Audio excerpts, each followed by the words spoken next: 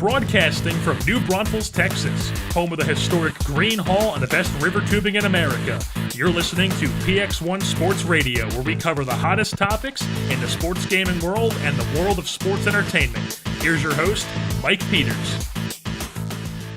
What's up, guys? March 24th, back for episode number 7. We are just about a month away from the NFL draft. That's exciting. That's the new topic floating around out there. We're going to get into that a little bit today and how that relates to Madden and how it relates to online franchises and the way people pick their teams based on the offseason and the draft. Today, we got a special guest. For those of you that are familiar with PX1 Sports, you'll be familiar with him. He is Big Texas 18, also known as Chris Bullard.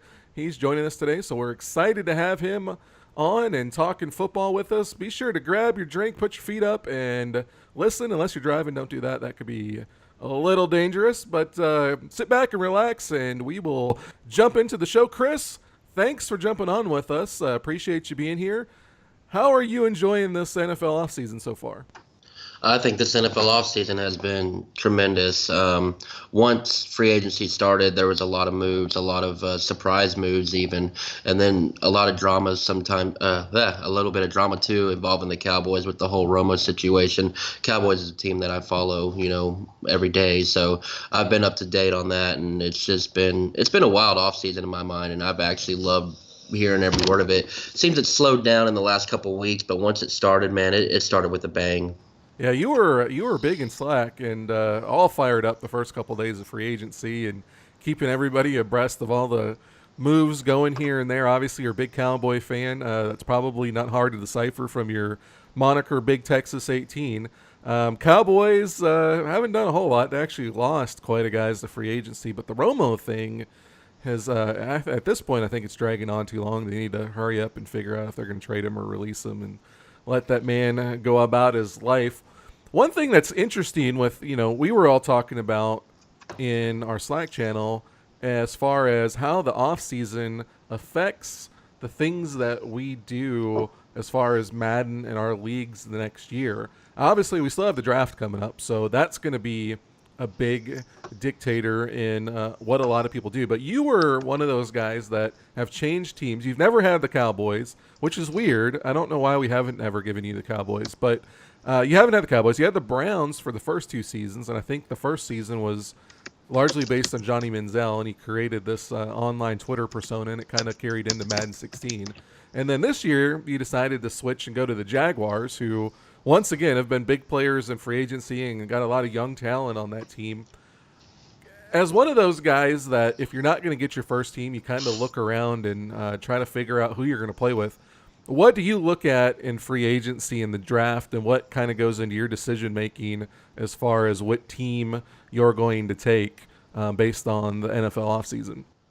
Well, really, I mean, when I made the switch to Jacksonville, what really got me into them was really the draft. I mean, they had a bunch of young players already. They had Dante Fowler, which he was drafted number 3 in the 2015 draft, but he was hurt all year, so he didn't get much to show for that season on the real football field. But they had the young wide receivers with Hearns and Robinson and Fowler, Bortles at quarterback, and then they had the big draft where they got. Don't forget your boy Jalen Ramsey. I'm getting there. Yeah. Then they had the big draft where they got Ramsey, they got Jack. They got all these young players, and I thought that was going to be a lot of fun using these young players to develop them and really make a standout team. And I mean, when you look at these players and you look at them on paper, Jacksonville, I'm really kind of rooting for them because I think they have a bunch of good pieces to become a really good team. They just got to put it all together. They just got to get their coaching staff handled and on the same page. And I think they have a lot of pieces that can really turn this team around. And I'll tell you what, playing the last season in Jacksonville was a lot of fun. Well, you definitely built up that team, and you were competing for a championship all 4 seasons for the most part. This season's been a little bit up and down. You've been kind of busy, but it definitely plays into when you're in a franchise mode. You got to look at long term. How can I have fun on this team long term if you're not going to get, say your favorite team or something like that. And, drafts are a big part of it. Now I'm looking at, we were talking about this early on, NFL.com mock drafts. It's got Bucky Brooks, Daniel Jeremiah, Charlie Cassery, and Chad Reuter. And it's got their first round mock drafts. So I'm looking at this, and the Browns have the number 1 and the number 12 pick. And everybody's got them consensus taking Myles Garrett. 12th pick is kind of up in the air. It's between O.J. Howard, Mitch, a.k.a. Mitchell Trubisky, and Deshaun Watson. It's kind of interesting, if they were able to get Myles Garrett with the first pick and say Deshaun Watson or even Mitch Trubisky with the second pick, it makes them a little bit more appealing. But is there anything the Browns can really do in this draft that would ever make you want to go back and say, you know what, I want to play with the Browns again? In Madden, I'm big on defense. I like to build my defense up. If they went out and they got, some perennial all-star cornerback or maybe even a safety, I would love probably to go back to the Browns just to build around them. They still, I believe they still have Joe Hayden over there. I mean, he's getting a little older, so they're going to need to ramp up their secondary. They had a couple of good cornerbacks a couple years ago with Buster. I never pronounced his last name right. Buster Skrine or Screen or something like that. He was pretty good, and they also had Justin Gilbert, who really kind of didn't really amount to much in real life, but in the game he was decent. But with Hayden getting older, I'd like to see them get some kind of standout cornerback and build up that defense. But that's just me. I'm more focused on the defense than I am the offense. I think if you build the defense, the offense will come. I'm very much of that mindset, typically outside of this year, which has been really weird for me. Typically, I'm a top 5 defense every year. I think last year I led the league in defense. My offense was number 2. I always focus on defense. This year my defense is terrible, but my offense is number 1. I don't understand it. But you brought up a good point with Justin Gilbert. And so the one thing that Madden's always had a hard time replicating is guys that don't make it. Gilbert, I believe he was a first-round pick. And yes, he was. It was nothing.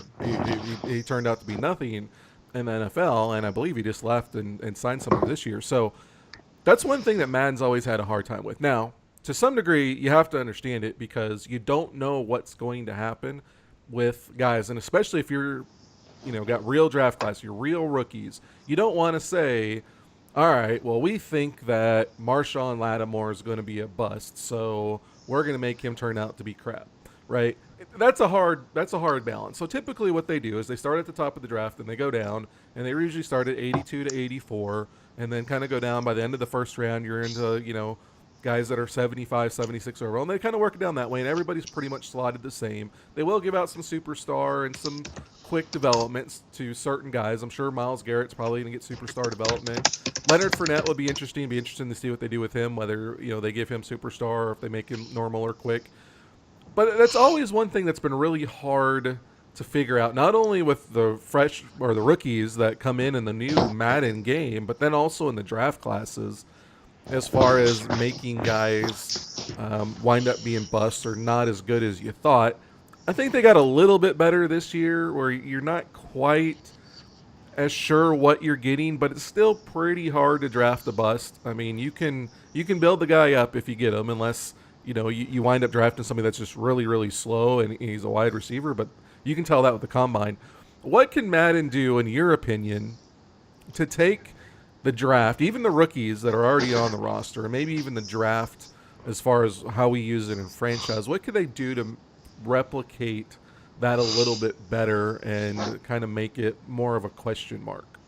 It's a good question. I mean, it's a difficult task to ask because, I mean, I think they do okay with what they're given with how they think, but there's really no way to ever predict that. I mean, could they do some kind of randomization? Would you be okay if you knew, okay, I'm going to draft this guy in the first round and I got all of his ratings, well, even if they just keep the same 3 ratings, right? But if it was just a random thing that you couldn't really tell, or maybe if let's say this. This was one idea I had, is that they need some kind of consistency rating, or like a work ethic rating, which is kind of development. That's kind of a work ethic rating. But let's say they add something in the draft or in your scouting reports that say this guy has a low Wonderlic score, or this guy's coaches say that he doesn't always work as hard. So it's an indicator that he might be a guy that isn't going to turn out, but you don't know for sure, and you know there's kind of a random dice roll. There's a possibility with that guy that you might get him. Is that something that would add some fun and element in there? It's something else for you to look at. Okay, I got to pay attention to his Wonderlic score. I got to pay attention to his interview or what his previous coaches, and then now he might have all of his attributes. Maybe he runs a 4.35 40, and he's got all A minus and B plus attributes, and the 3 that you can see was a standout. But that question mark in there, his coaches didn't say he worked really hard, and he didn't have a really high Wonderlic score. As being a Cowboy fan, Morris Claiborne's a perfect example of that. Is that something that could add more fun into it? Do you think that would be something that would replicate realism more? Yeah, I like that idea. I think that would definitely be more engaging, especially through the scouting process. And it'd be cool if they added a little detail for. I mean, you don't go through the combine, but you see like all that stuff in like a combine report. I know they do the ratings of 6.7, but maybe make it a little more detailed to add that kind of stuff. I think that would be cool. It'd be a little more engaging. If they do it, ask me again if I get the bus. We'll see how I feel about it then. But that's always the key thing. Everybody likes the ideas until they get affected by it, and then they're like, "Oh, this is the worst idea ever." So but you can't have your cake and eat it too. You gotta kind of accept the good with the bad. That's one thing that a lot of guys have talked about. I see it on Twitter a lot. Guys asking for an actual combine. I don't personally know if I really want them to put a whole lot of effort into the combine. I don't want to go. I mean, we all kind of watch the combine a little bit, mostly just to see the 40s, right? I mean, I watch some drills on some linemen and stuff like that, but I don't really want to go out on the field and run guys through warm-ups, right? I think they could expand the combine a little bit more. I think an interview process, or at least more information, could be more appealing. Are you one of those guys that are on like, hey, I want to see these guys run the 40, and I want to throw passes to fictional wide receivers that they're never going to play with, and see if that makes them better? Or what do you want to see along with more scouting? I don't know if like running actual combine drills would appeal to me. When you get a league, with 20, 30 people in it too, that would take some time, and I just don't know if that would be something I'd be interested in. But I mean, I would like to see. I guess like maybe if there was like a tech scouting report or something like that, instead of just letter grades and number grades, maybe a few lines that were, randomized. Obviously, you can't update that all the time, but obviously randomized to kind of give you a little insider on what he's good at. Like, if you had offensive linemen, they would have text in there, quick on his feet, can block downfield, has trouble off the initial burst or something like that. That would be kind of cool to know where you're going to get a draft. I mean, I think that's, again, I think that's a lot to ask, but then again, I think it'd be kind of cool to have. Yeah, that's one of the things that they've kind of had in the past, and some other games use it. They have the Twitter feed, and I know they kind of have storylines around some of the draft picks, and honestly, I don't pay any attention to it. And that would be something that they need to make more of a forefront. The news now has kind of been put off to the back, and it's kind of become almost irrelevant in some ways. In Madden 16, it was right there on the front page, and you saw all the different news stories, and now you kind of got to go look for them, and it's not as apparent. It looks better this year without all the news stories on the front to me, but it also kind of minimizes that. I wish they would have more storylines, and there would be more of those things in there, like, oh, this guy, he sounds like from the storyline he's going to be a bust or whatnot, and then you go into the combine and you can get more info. I think that would definitely go a long way as far as increasing the immersion of it and giving. I'm one of those guys. And I've talked to one of the guys in the league, and he kind of has the other one. But I'm one of those guys. Like, I want as much to do in my franchise as possible. When the week is over and I'm done playing my game, I don't want to just turn it off and wait till advance when I got to go back and do, my combine. Like, or my game planning, I want to do more stuff. Like when they're scouting, I want to do more than just spending 5 minutes spending my 200 XP, right? Like, I don't know. I wish that was more complicated or more in depth. But talking to him, it did bring up a good opinion. And you're one of those guys now that you've got a new job and it's going to be taking a lot of your time. Where have you been in the evolution of that as far as spending time on an online franchise? Do you want something that's really in depth that every week of the season you have to spend 30, 40 minutes outside of your playing your game, and it's really immersive and gives you a lot of things to do? Or do you just want to get in there and play your game and kind of have to spend as little time as possible? Time allowing, I would like more stuff to be immersed with the franchise, because before I got the job that I'm in now, I had a little more time, and before or after my games, I would go through my scouting and everything, and then from there I would just start looking at random scouts because there was nothing else to do, and then I would go into practice mode because there was nothing else to do, which I think practice mode is an issue in itself. And then yeah, that's ridiculous. And then from there I just start scrolling through random menus to see if I've missed anything, that's something I don't know. I'd go into my stadium and just look at it and stuff like that, just because there's nothing else to do and I had time and I still wanted to be immersed in the game. So I mean, I definitely if time, like I said, time allowing, I would definitely be behind having more activities within the weeks of the franchise. I think it's something that's hard for them to balance, because you have both sides. You have the guy who's got multiple kids and a career and a wife and doesn't have a lot of extra time, and he just kind of wants to hop on and play his game, maybe do a little bit of game planning, may have a little bit of control over his team. But then there's guys like us who, when we have the extra time, I do the same thing. I scroll through and I'm just looking through menus. Is there something that I'm not remembering? Do I have points that I can upgrade my coach? I'm going through like the bottom guys on my roster. How many XP do they have? Can I upgrade them? Like I'm looking at my practice squad. I'm like, oh, should I upgrade them? Well, if I do, somebody might steal them because then their overall goes up too high. Like I go through and I'm like, I want more to do. And so I think long term, I think they have to add that stuff. I think they have to give us more to do, but I think they also have to allow the option for it to be simulated and simulated well. And I think that goes into the draft. One of the big problems we've had with the draft is when guys can't show up for the draft, the CPU is pretty awful at drafting. We thought it was better, and then last year they drafted 3 tight ends for the same team. Fantastic. This year it drafted two quarterbacks in the first 2 rounds for the Saints.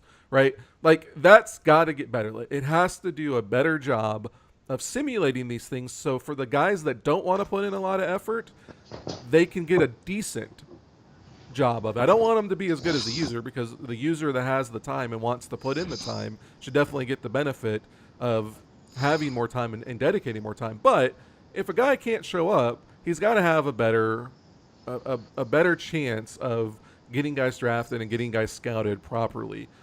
So I think that's something they can work on. Definitely add more, give us more to do, but then also give us the option to sim it for those guys that can't, and sim it in a decent way that it's not a huge penalty for not doing it. That kind of brings up another point, and we're shifting away from the offseason, but there's one thing I want to go into on the offseason, but we'll get back to it. Injuries. This is something that's been kind of going on Twitter between me and John White, the guy who runs CFM, and an owner of another league, and he's been complaining for a long time about injuries. We've had our ups and downs with injuries, but overall, I haven't really felt that injuries were excessive. I think it's somewhat unbalanced, because I think you get starters way more. It feels like the injuries are completely based off of amount of plays. Like, it's just random, like 1 out of 40 plays you're going to get an injury, and then it's most likely the people that are playing the most. Whereas I think on in real life, I think you get a lot of special teams guys and backups that get hurt. Maybe it's because they're not playing as much, maybe because they're not as warm, maybe they're just not as good, and they're more susceptible to injuries. I don't know. You don't see a ton of Aaron Rodgers and I don't know, Matt Stafford and stuff like that, where you kind of feel like you see those bigger names and franchise a little bit more. And this also, this comes into, and we've had this actually come up in our league before. Guys want to be able to turn off injuries. If you sim a game at the end of the week, they want you to turn off injuries so you don't get a simmed injury. Preseason, guys have asked to turn off injuries in preseason. They don't want to get somebody injured. I'm of the mindset, and me and you, I think we share a lot of this the same.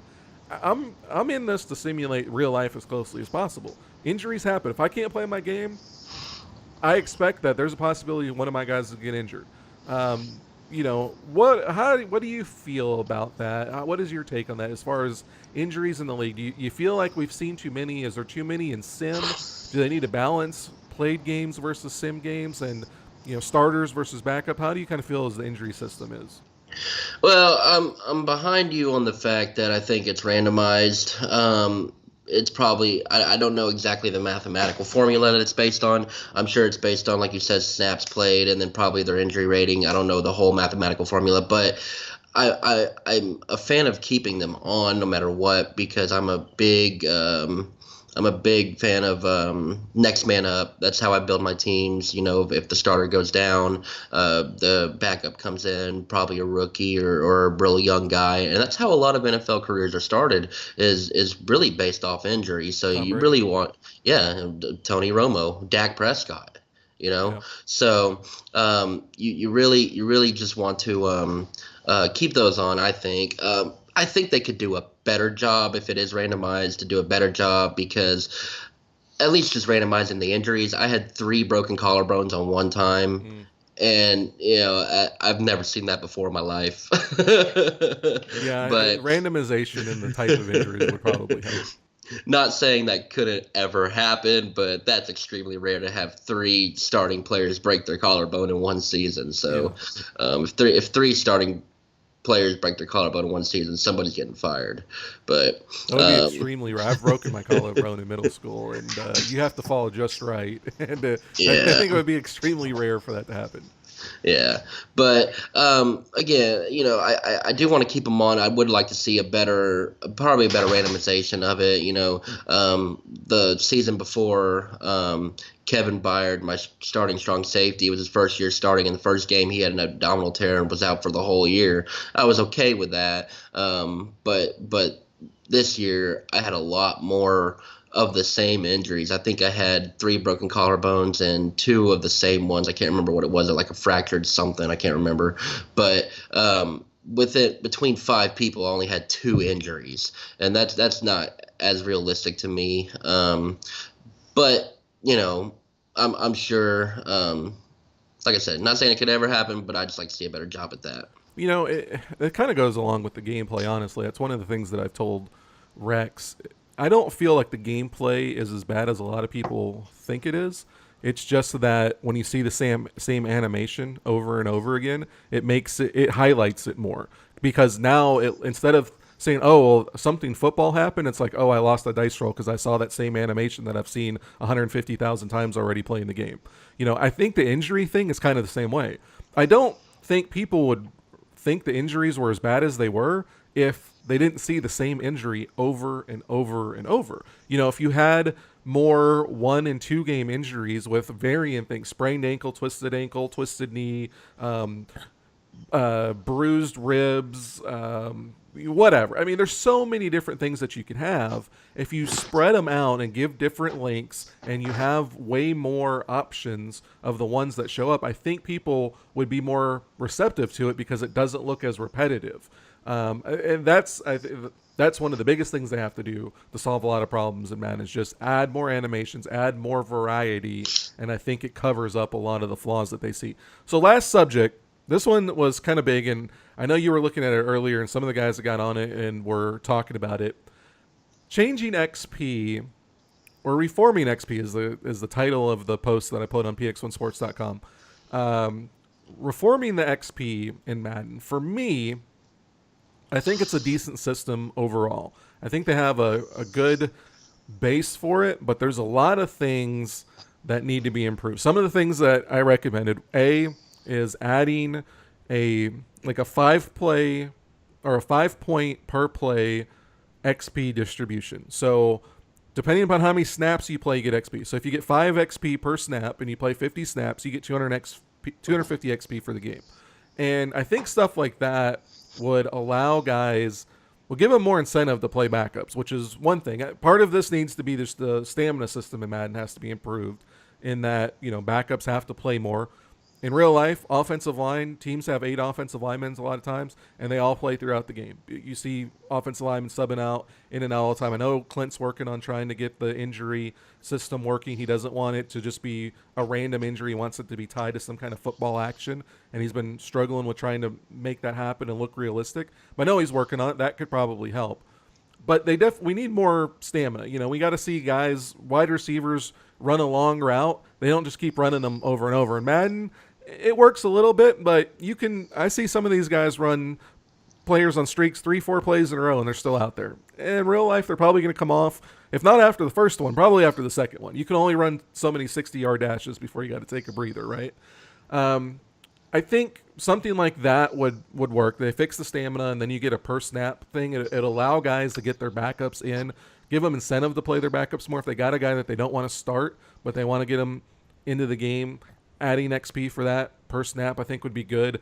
I think the goals and stuff, we could talk about that for hours, I'm sure. If you guys want to check it out, go to PX1sports.com, click on the forum, go to the Madden forum. It's on there. You guys can leave your comments. You were looking over that today. Do you have any insight that maybe I missed, or any things on there that you really want to highlight and say, that's something we really need to get into Madden? I really did I think you hit a lot of good points. I really did like the XP per snap played. That'll, like you said, it'll help sub players in and help them get a little bit of XP. Because if you do something like I'm taking the words right out of your mouth. Like you said, if you get 5 XP, you're only going to get 200 to 300 XP in a game, and that's not a whole lot. But still, it moves the needle a little bit just for playing those players, on the field for practically the whole game. And then when you have to sub, they'll get a little bit, not as much. Another one that you had brought up was to streamline the trait costs. Now, the traits, I haven't figured it out. I know with some people they cost a little less. Some people they cost a little more. Like with some players, the clutch trait is 3,500 on my team, and then for others it's 4,500. Now that's not a whole lot of XP for a trait like that. But one thing I do kind of see that works is when you get your veteran players, they are really hard to upgrade their attributes, but the traits never move. Mm-hmm. And that kind of makes sense to me because you're a veteran player, you're probably going to have more traits like your clutch or your strip ball because they've been playing longer, they know football better. That kind of makes sense to me to have the veterans with those, but I also kind of think having those veteran players and getting those traits, that kind of I don't know what it is about the traits, but I'm not sure. I've had the clutch trait on a lot of my veteran players and stuff. I don't know exactly how big of a difference it makes. I've seen times where they hardly make any plays, and I've seen times where, when I had Paul Posluszny, he would strip the ball in the fourth quarter with 2 minutes left for a game-winning drive. Now, I feel like that's only because of that clutch trait, but I don't know how it played into the game specifically. I never caught the formula for that. And then improving injury was another one that was brought up in your post on PX1sports.com, and that in my mind I could see doing too, because in a real-life example, I signed Tyler Lockett in the offseason, and we all know he notorious for that big injury that he had against the Cowboys, and his injury rating was a 79. In like 5 or 6 weeks, I got it up to a 90 because they were like 300, 400 apiece. That's part of the trade system. That's the only thing he really needed, so that's what I worked on. But it's still way too easy to improve the injury XP. Outside of what you have, not sure. I mean, you hit all the main points. We had a couple of other people chime in on that post on px1sports.com with some good ideas. But those are the big ones that I like and I agree with. I think those are my two biggest ones too. Is the traits. Like you said, we saw Posluszny. go crazy at times, and we're like, oh, everybody's got to add the clutch trait. And I think a lot of us went in and did, and I haven't seen one player do anything even close to what Puzzlesny did in that one game. So, I don't know. I don't know if if it means a whole lot. If it doesn't, it should. But I think, a clutch trait should be like a dev trait. Clutch isn't something that you can teach. That's something a guy's got or not. Kind of like work ethic. You can maybe teach it with the right coaching. I think the guys like Bill Belichick do a better job of it. So maybe really good coaches, it costs a little bit less. But, Barry Bonds for a long time was not a clutch guy. Everybody talked about that in the playoffs. Now, he got better the longer he got in the game. So maybe, your point of being able to add it to an older guy at the same price as a younger guy, it not really going up. Okay, there's some sense to that. Part of me also thinks, well, you can't teach an old dog new tricks, but maybe as an older guy, maybe you can. Maybe you can teach an older guy to strip the ball easier, or maybe not be a big hitter, but maybe strip the ball, or maybe be clutch. I can maybe see that. I think overall they're way too cheap. It's just way too easy to add them, and maybe that's because they don't play as big of a role as we think they do, and so maybe that's something that needs to be overhauled. The injury thing, that drives me crazy.